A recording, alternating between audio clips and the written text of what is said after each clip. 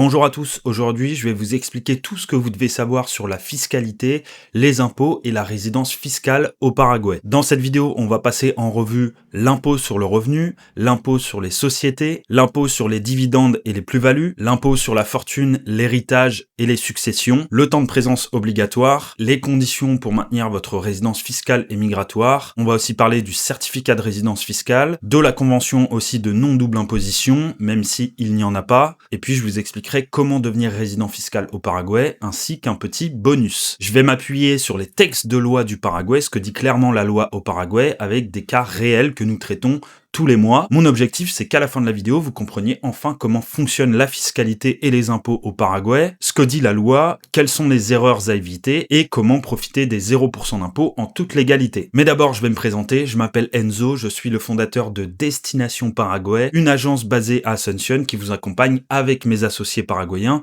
dans toutes vos démarches pour devenir résident fiscal ou vous expatrier au Paraguay. Si vous envisagez sérieusement de devenir résident fiscal ici, cliquez sur le premier lien dans la description pour réserver un appel offert et on prendra en charge votre demande. Donc, premier point, l'impôt sur le revenu. Au Paraguay, il existe deux types de revenus. Premièrement, les revenus de source étrangère qui sont imposés à 0% et puis les revenus de source paraguayenne qui eux sont imposés à hauteur de 8 à 10% selon le niveau de revenu. Commençons par l'impôt sur les revenus de source étrangère qui est de 0% et qui concerne la plupart des expatriés au Paraguay ou des personnes qui utilisent le Paraguay comme résidence fiscale sans y vivre. Pourquoi il y a 0% d'impôt? Eh bien, tout simplement parce que le Paraguay est un système à taxation territoriale. Ce qui veut dire que l'État paraguayen ne taxe pas vos revenus s'ils proviennent de l'étranger. Pour faire simple, tant que vos revenus ne proviennent pas d'une activité locale ou d'une entreprise créée au Paraguay, comme par exemple une boulangerie ou un salon de coiffure, vous serez imposé à 0%. La question c'est, quel type de revenus entrent dans le cadre des 0% d'impôt et peuvent profiter de la fiscalité territoriale? Eh bien, c'est simple, si vos revenus proviennent par exemple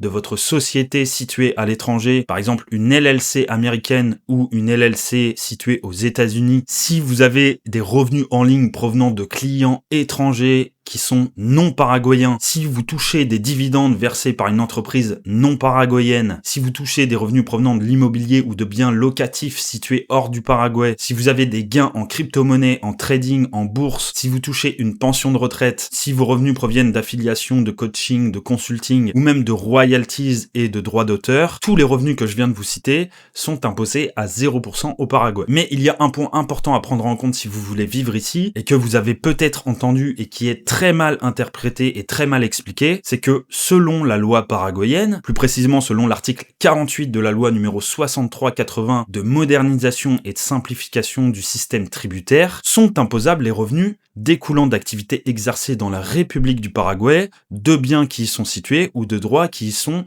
utilisés économiquement. Donc en théorie, on pourrait croire que toute activité exercée depuis le Paraguay, même en ligne, est imposable à 8 ou 10% et non à 0%. Sauf qu'en réalité, la loi ne dit pas que toute activité faite depuis le Paraguay est imposable. Ce que cela signifie réellement, c'est que seuls les revenus dont la valeur économique est utilisée au Paraguay sont imposés. Autrement dit, la loi ne regarde pas si vous travaillez au Paraguay, mais bien où votre revenu prend réellement naissance. Pour faire simple, en fiscalité paraguayenne, activité dont le résultat est utilisé au Paraguay. Donc, c'est un peu compliqué, je vous l'avoue. Rassurez-vous, je vous ai mis un petit tableau pour mieux comprendre. Donc, si vous êtes nomade digital et que vous avez des clients étrangers, vous ne serez pas imposé au Paraguay, vous pourrez profiter des 0% d'impôt. Même chose si vous êtes trader en crypto ou que vous avez des investissements en bourse et que vous en tirez une plus-value ou des gains, vous ne serez pas imposé au Paraguay. Pareil pour les retraités qui touchent une pension de retraite, vous ne serez pas imposé sur votre retraite au Paraguay. Et comme je vous l'ai dit, par contre, si vous avez un commerce local, une boulangerie, un restaurant, un salon de coiffure,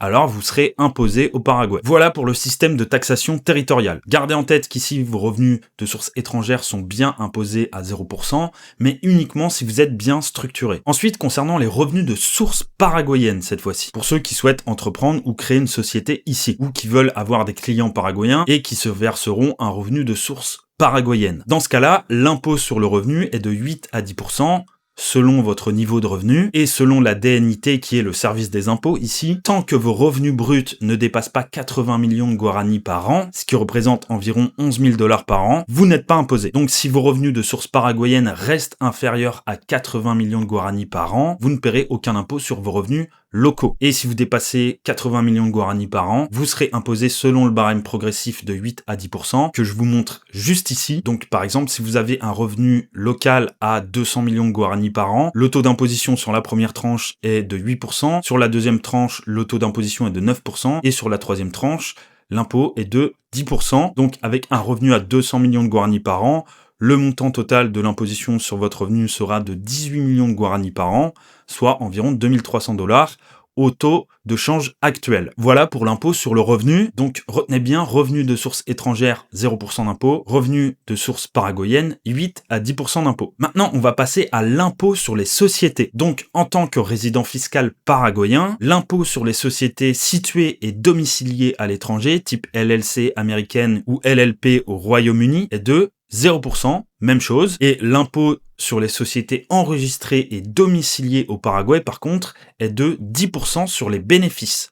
Pas sur le chiffre d'affaires, mais bien sur les bénéfices. Donc, c'est aussi très avantageux. Commençons par l'impôt sur les sociétés situées et domiciliées à l'étranger. Si vous êtes résident fiscal au Paraguay et que vous êtes entrepreneur sur le web, investisseur, trader, bref, dans la situation où vous avez une activité en ligne et une source de revenus en ligne, vous devez absolument créer une société enregistrée et domiciliée à l'étranger. Quel est l'avantage d'une LLC située aux États-Unis? Eh bien, premièrement, c'est qu'en tant que non-résident américain, vous êtes exonéré d'impôts sur votre société. C'est la particularité des LLC américaines. Ensuite, bien sûr, la LLC est compatible avec le système fiscal paraguayen. Comme je vous l'ai dit, le Paraguay ne taxe que les revenus locaux. Les bénéfices générés à l'étranger via votre LLC sont totalement exonérés d'impôts au Paraguay. Cela vous permet aussi d'avoir un accès bancaire à l'international. Typiquement, ça vous offre la possibilité d'ouvrir des comptes bancaires professionnels avec votre LLC, que ce soit chez Mercury, Relays, Wise, pour pouvoir recevoir les paiements de vos clients. La création de la LLC est aussi simple et rapide. Vous n'avez pas besoin d'associé ni de local requis pour pouvoir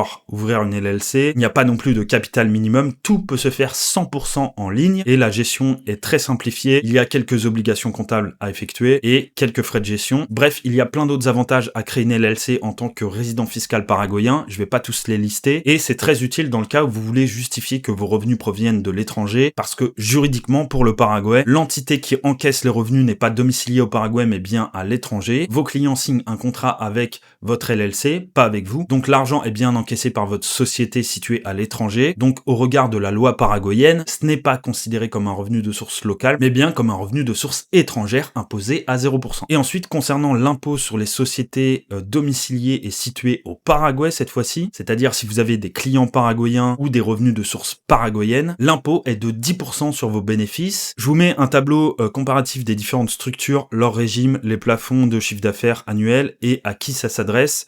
Vous pouvez mettre pause pour regarder. Les démarches pour créer une société au Paraguay sont vraiment compliquées. Il faut choisir le bon statut. Ensuite, il faut s'inscrire au registre public du commerce et bien sûr obtenir une licence commerciale. Cela peut prendre plusieurs semaines, mais rassurez-vous, ici vous pouvez obtenir votre RUC, qui est votre numéro fiscal et qui est l'équivalent d'un numéro de SIRET ou sirène pour auto-entrepreneur en France et qui vous permet d'entreprendre au Paraguay, de facturer et d'être résident fiscal au Paraguay. Donc, vous n'avez pas besoin de créer une grosse structure au Paraguay, vous pouvez déjà entreprendre des activités ici avec votre RUC, votre numéro fiscal. Cela suffit complètement. Mais pour les plus grosses sociétés, je vous conseille de créer une structure comme celle que je viens de vous montrer juste avant. Ensuite, concernant les dividendes et les plus-values, eh bien, c'est la même logique. Ici, le système de taxation territoriale rentre en jeu, c'est-à-dire que les dividendes et les plus-values de sources étrangères sont imposés à 0%. Donc, par exemple, les revenus en crypto-monnaie, les gains ou les plus-values en bourse, les dividendes d'une société étrangère, les rendements étrangers et même les plus-values de vos actifs situés à l'étranger. Bref,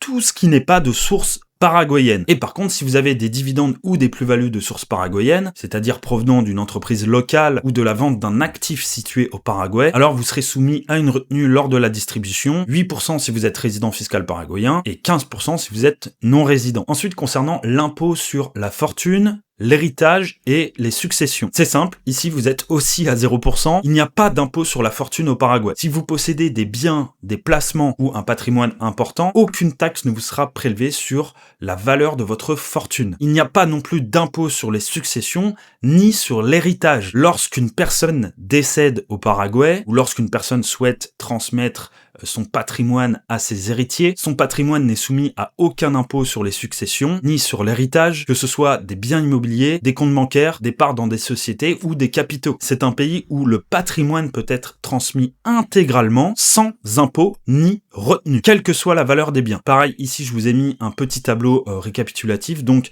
impôt sur la fortune 0%, droit de succession 0%, taxe sur l'héritage 0%, taxe sur les donations aussi 0%, et taxe sur le transfert de propriété, bon 1%, lors d'un acte de vente ou l'héritage d'un bien immobilier. C'est ça aussi l'un des gros avantages du Paraguay. Ensuite, un point très important, le temps de présence obligatoire pour pouvoir maintenir votre résidence fiscale et migratoire. Vous le savez, dans la plupart des pays, vous devez rester plus de 183 jours sur place pour pouvoir maintenir votre résidence fiscale. Au Paraguay, vous pouvez la maintenir en y passant 0 jours par an. Les 120 jours mentionnés dans la loi 125/1991 concernent uniquement la notion de domicile, d'adresse, et non la résidence fiscale. Au Paraguay, la résidence fiscale est définie par la résolution générale 65/2020 qui ne fixe aucun critère de présence sur le territoire pour maintenir votre résidence fiscale. Donc voilà, maintenant vous le savez, mais attention, il ne faut pas confondre résidence fiscale et résidence migratoire. Ce sont deux choses différentes. Vous pouvez conserver votre statut fiscal en passant 0 jours par an au Paraguay, mais pour conserver votre statut de résident temporaire et permanent, c'est différent. Pendant votre résidence temporaire qui dure 2 ans, vous devez revenir minimum une fois tous les ans au Paraguay. Et une fois que vous avez obtenu votre résidence permanente, vous devez revenir au minimum une fois tous les 3 ans au Paraguay. En résumé, résidence fiscale 0 jours par an requis, résidence temporaire 1 entrée par an pendant 2 ans, résidence permanente 1 entrée tous les 3 ans. Ok ? Si vous ne respectez pas les conditions, le Paraguay annulera votre statut migratoire et votre statut fiscal, et vous ne pourrez pas refaire de demande. Donc faites très attention et respectez les règles. Maintenant, on va voir ensemble les conditions pour pouvoir maintenir votre résidence fiscale active. Donc, il y a 2 conditions. La première, c'est d'avoir un RUC actif. Le RUC, comme je vous l'ai dit, c'est votre numéro fiscal. C'est l'équivalent d'un numéro de SIRET ou de SIREN en France. Et une fois obtenu, il doit rester actif. C'est-à-dire que vous devez faire une déclaration mensuelle, même à 0, via la plateforme Marongatu, qui est la plateforme nationale du Centre des impôts ici, mais aussi une déclaration annuelle selon votre régime. En tant qu'étranger, vous devez quand même faire vos déclarations, même à 0, elles sont obligatoires. Si vous ne le faites pas, le Paraguay annulera votre statut fiscal et vous devrez aussi payer des amendes. Et puis, deuxième point, comme je vous l'ai dit juste avant, gardez votre résidence migratoire et fiscale active, donc résidence fiscale 0 jours par an requis sur le territoire, résidence temporaire 1 entrée par an au Paraguay pendant 2 ans, et résidence permanente 1 entrée tous les 3 ans. Et puis petite info,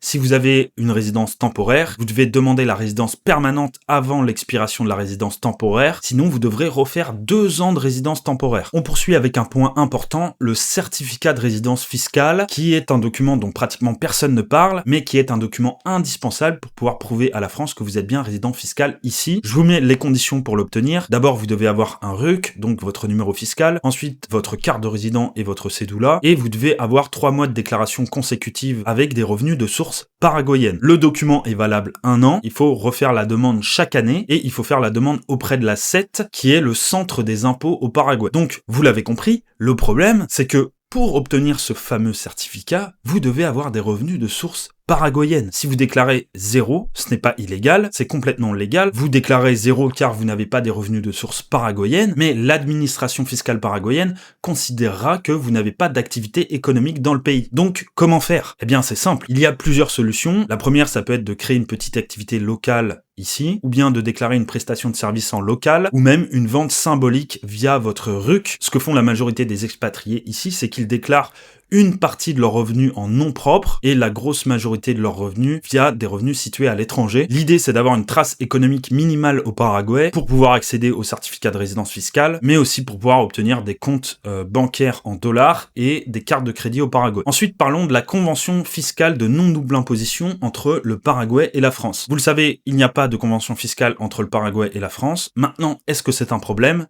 Non, absolument pas. Ce n'est qu'un problème dans le cas où vous conservez des liens fiscaux avec la France. Immobilier, entreprise, emploi, bureau. C'est pour ça que c'est important de vous défiscaliser complètement de la France. Et il faut bien comprendre une chose, c'est que une convention fiscale de non-double imposition ne vous protège pas de tout. Parce que la France s'est arrangée pour glisser dans chaque convention fiscale des clauses anti-abus qui lui permettent de vous rattacher fiscalement à la France si elle l'estime, et d'appliquer son droit interne si elle l'estime. C'est le cas avec le Panama, la Thaïlande, Dubaï, donc faites très attention. Je vais terminer avec les étapes pour pouvoir devenir résident fiscal au Paraguay, pour que vous ayez une vue d'ensemble des démarches à faire sur place. Premièrement, vous allez devoir obtenir vos documents apostillés en France, donc acte de mariage apostillé, casier judiciaire vierge, bulletin numéro 3 apostillé, acte de mariage si vous êtes marié apostillé, votre passeport et une photo d'identité. Ensuite, pour pouvoir obtenir votre résidence temporaire, alors je vais pas tout détailler mais je vais vous mettre les grosses étapes. Vous allez d'abord devoir traduire vos documents apostillés chez un traducteur assermenté ici, ainsi que votre passeport. Vous allez devoir effectuer un passage Interpol pour obtenir votre certificat d'Interpol. Ensuite, vous allez devoir passer au service informatique de la police nationale pour récupérer votre certificat d'antécédent judiciaire local. Vous allez devoir notarier vos documents chez un notaire et ensuite vous pourrez faire votre demande de résidence temporaire à Migraciones. Ensuite, pour obtenir votre cédula, vous allez devoir vous rendre à un commissariat local pour obtenir un certificat de vie et de résidence. Vous allez aussi devoir probablement faire réviser votre certificat d'Interpol, faire réviser aussi votre certificat d'antécédent judiciaire pour étrangers. Vous allez devoir faire notarier vos documents, récupérer vos traductions, pareil, passeport, tampon d'entrée, traduction du passeport, et ensuite vous pourrez demander votre carte d'identité à Identificaciones. Ensuite, pour obtenir votre RUC, votre numéro fiscal, bien sûr, vous devez avoir une cédula paraguayenne valide. Ensuite, vous devez vous présenter à la CET, qui est le centre des impôts paraguayen, et activer votre compte en ligne sur la plateforme Marangatu, qui servira ensuite pour toutes vos déclarations mensuelles et annuelles. Et puis, pour finir, vous allez devoir obtenir votre certificat de résidence fiscale. Donc, bien sûr, pour pouvoir l'obtenir, comme je l'ai dit, il vous faut un RUC actif, 3 mois de déclaration fiscale au Paraguay, et bien sûr, votre carte de résident et votre cédula. Le délai pour l'obtenir est de 10 jours, et la validité est de 1 an. Et pour finir, un point important, je vais vous expliquer comment défendre votre résidence fiscale au Paraguay. Parce qu'obtenir votre résidence fiscale, c'est une chose, mais être capable de la défendre si un jour la France remet en cause votre statut fiscal ici, c'en est une autre. Pour ça, il y a plusieurs éléments essentiels à obtenir. La première, comme je vous l'ai dit, c'est votre RUC, votre numéro fiscal. Ensuite, je vous conseille d'obtenir votre certificat de résidence fiscale. Je vous conseille aussi d'avoir une adresse au Paraguay avec un justificatif de domicile à votre nom. Alors pour ceux qui ne vivent pas au Paraguay, on propose aussi ce service chez Destination Paraguay, si cela vous intéresse bien sûr. Pour pouvoir défendre votre résidence fiscale, l'idéal est aussi d'avoir un compte bancaire au Paraguay. Pareil, on vous accompagne aussi sur place pour pouvoir ouvrir des comptes bancaires dans plusieurs banques. Et puis l'idéal peut être aussi d'avoir une carte SIM avec un numéro paraguayen. En combinant tous ces éléments, vous construisez une résidence fiscale solide et défendable. Dans un monde où la France et l'Europe deviennent de plus en plus agressifs, c'est important de non seulement partir, mais aussi de vous protéger. Voilà, il manque probablement des points que je n'ai pas abordés, j'ai essayé de couvrir l'essentiel. Si vous avez aimé la vidéo, mettez un like et posez-moi vos questions en commentaire. Et moi, je vous dis à très vite pour une prochaine vidéo. Hasta luego!